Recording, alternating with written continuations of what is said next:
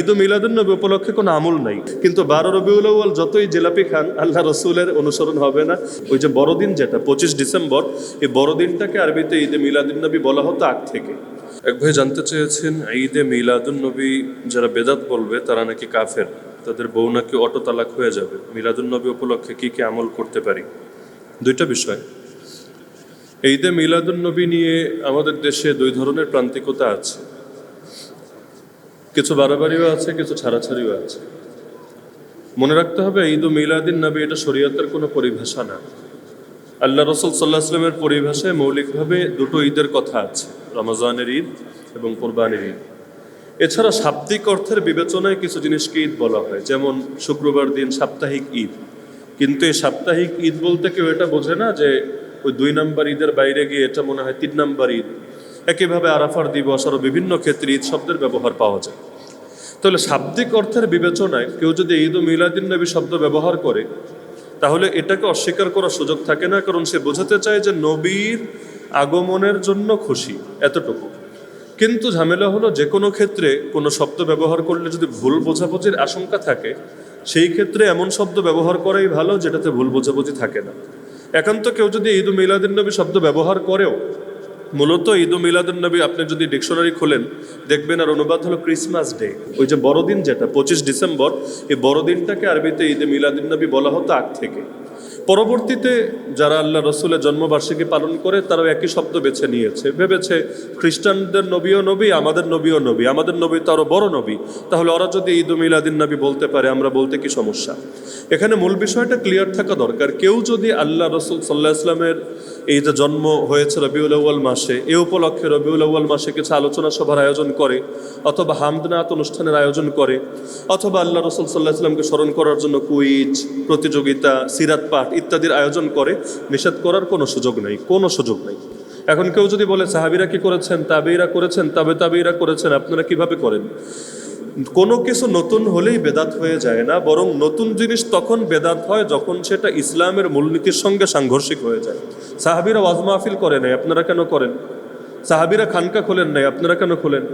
সাহাবীরা তাবলীগে চিল্লা লাগান নাই, আপনারা কেন লাগান? এমনকি প্রতিটা মসজিদে মসজিদে বাংলাদেশে নামাজের পরে দোয়া হয়, তাই না? নামাজের পরে দোয়া কোন সাহাবী করতেন? আল্লাহ রসুল কবে করেছিলেন? তাবেঈরা কবে করতেন? অথচ এটা তো নিয়মিত হয়। এমনকি পীর সাহেবরা যে ইল্লাল্লাহ ইল্লাল্লাহ জিকির করে, আমি ওই মাসালায় যাচ্ছি না কোনটার কি হুকুম, মাসালা রাখেন, করে তো মানুষ ইল্লাল্লাহ জিকির করে, পাঁচ আনফাস জিকির করে, এগুলো সাহাবীরা করেছিলেন। তো আপনি করলে বেদাত হবে না, কিন্তু আরেকজন আল্লাহ রসুলের জন্ম উপলক্ষে আলোচনা সভার আয়োজন করলেও বেদাত হবে। জিনিসটা আসলে হাস্যকর। মনে রাখতে হবে ঈদ মিলাদুন নবী পালন করার জিনিস না, কিন্তু আল্লাহ রসুলের জন্মের মাসে তাকে নিয়ে আলোচনা করা, তাকে নিয়ে নাচের অনুষ্ঠান করা, তাকে নিয়ে সিরাত পাঠের ব্যবস্থা করা, এগুলো নিষিদ্ধ না। তো সীমার ভেতরে থেকে ইসলামের মূলনীতির সঙ্গে সাংঘর্ষিকতা না ঘটিয়ে কেউ যদি আল্লাহ রসুলের জন্মের মাসে, হিজরতের মাসে, ওফাতের মাসে তাকে স্মরণ করার কোনো ব্যবস্থা করে, এতে নিষেধাজ্ঞার কারণ নেই।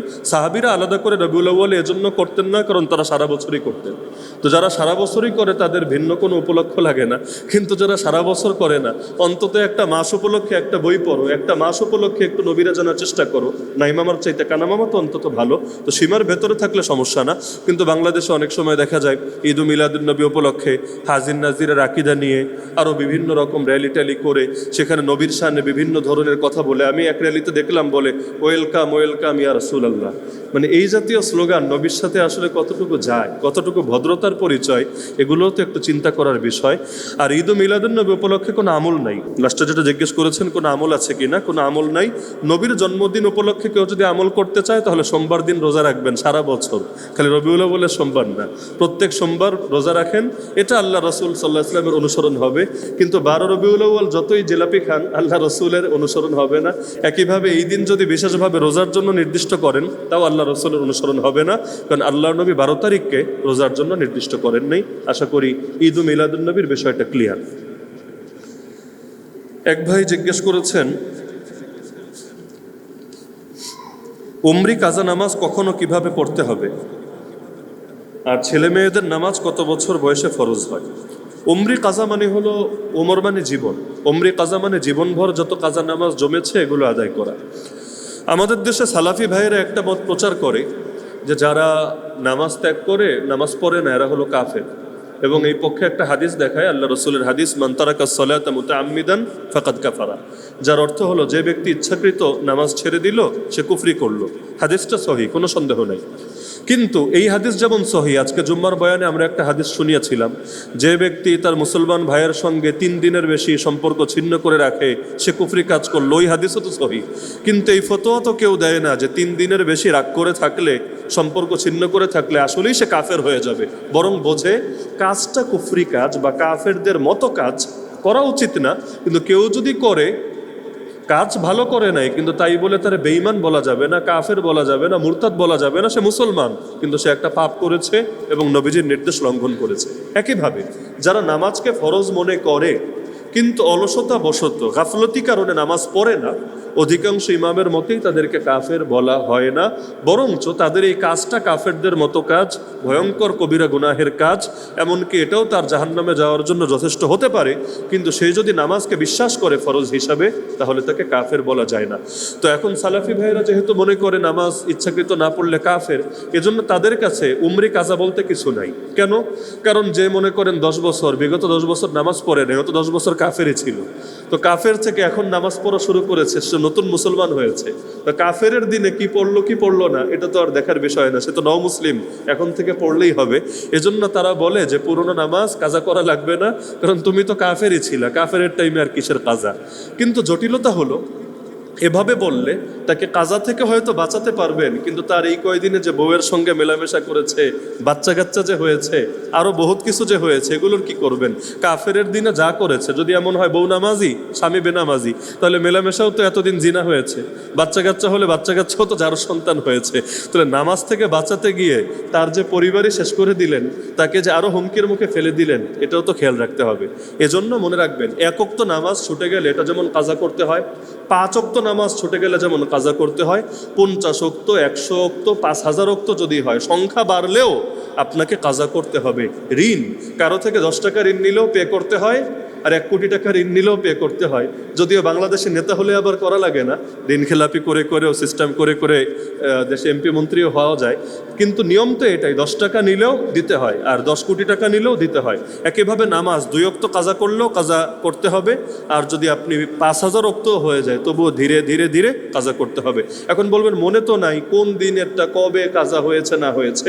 সহজ জবাব, যখনই নামাজ পড়বেন নিয়াত করবেন যে আমার জিম্মায় যেই কয় ওয়াক্ত বাকি আছে এর মধ্যে আমি প্রথমটা আদায় করছি।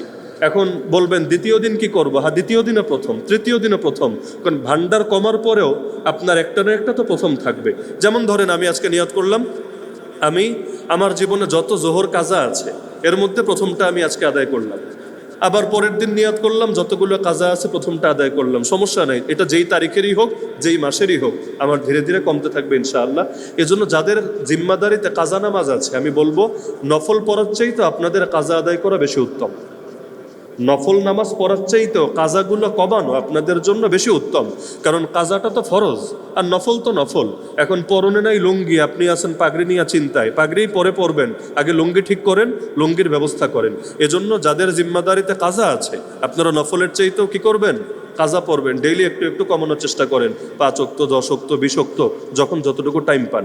আর নামাজ ফরজ হয় মৌলিকভাবে যখন মানুষ বালেগ হয়, প্রাপ্তবয়স্ক হয়। প্রাপ্তবয়স্ক মানুষ সবাই এক বয়সে হয় না, কোনো ছেলে 12 বছরেও হতে পারে, কেউ 13 বছরেও হতে পারে, মেয়েদের ক্ষেত্রে একই কথা। কারো যদি বালেগ হওয়ার কোন আলামত প্রকাশিত না হয়, ছেলে হোক বা মেয়ে, মেয়েদের যেমন মাসিক হওয়া, ছেলেদের যেমন স্বপ্নদোষ হওয়া, অথবা আরও যা কিছু আলামত আছে, কিছুই হয় নাই, তার কোনো আলামতই নাই, তাহলে সর্বশেষ সীমা হলো 15 বছর। 15 বছরে বালেগ হবে এটাই ফতোয়া না, বরঞ্চ অন্য কিছু যদি না পাওয়া যায় তাহলে শেষ সীমা হলো 15 বছর। 15 বছর হলে তাকে অবশ্যই প্রাপ্তবয়স্ক বিবেচনা করা হবে ইসলামের দৃষ্টিতে।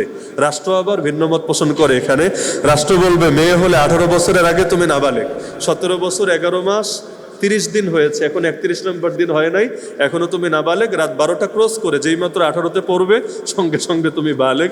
এটা রাষ্ট্রের সীমা, কিন্তু ইসলামের সীমা হলো আলামত প্রকাশিত হওয়ার সঙ্গে। কেউ 12 বছরেও হতে পারে, 13 বছরেও হতে পারে, আর একান্ত কিছু যদি না পাওয়া যায় তাহলে সে বালেগ হবে যখন তার বয়স 15 হবে।